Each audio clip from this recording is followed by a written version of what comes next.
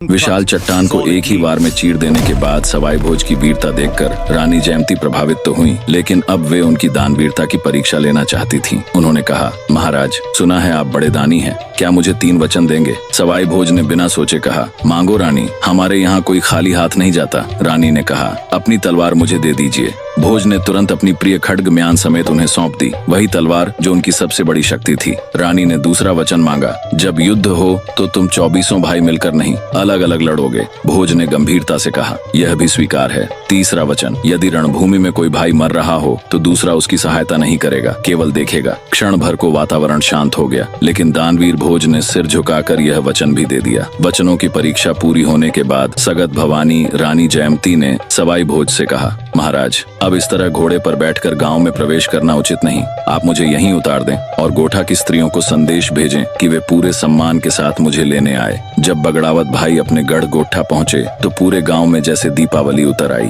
हर घर में घी के दिए जल उठे। मियाँ जी कचहरी पहुंचे, माता साड़ू को प्रणाम किया और संदेश भिजवाया। सभी महारानियां 16 श्रृंगार करके नई भवानी के स्वागत को चलें।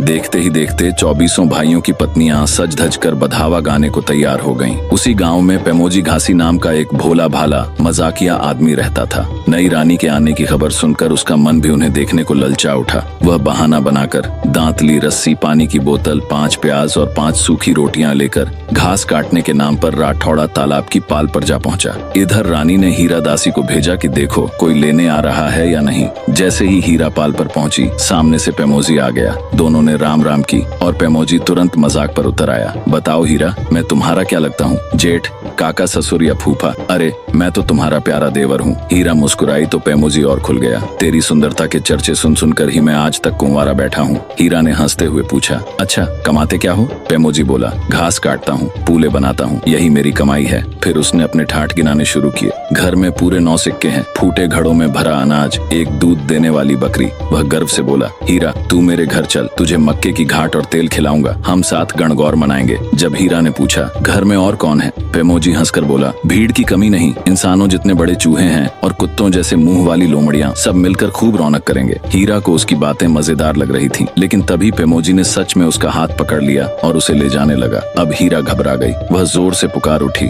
ओ बाईजी सा, देखो ये पेमोजी मुझे लिए जा रहा है। मेरी हालत तो चोरों के बीच फंसे मोर जैसी हो गई है। बाईजी का नाम सुनते ही पेमोजी रुक गया। उसने घबरा कर पूछा, बाईजी कहाँ है? हीरा ने इशारा किया, वो सामने मंदिर में विराजमान है। और यहीं से आगे कहानी एक नए मोड़ पर बढ़ने को तैयार हो गई।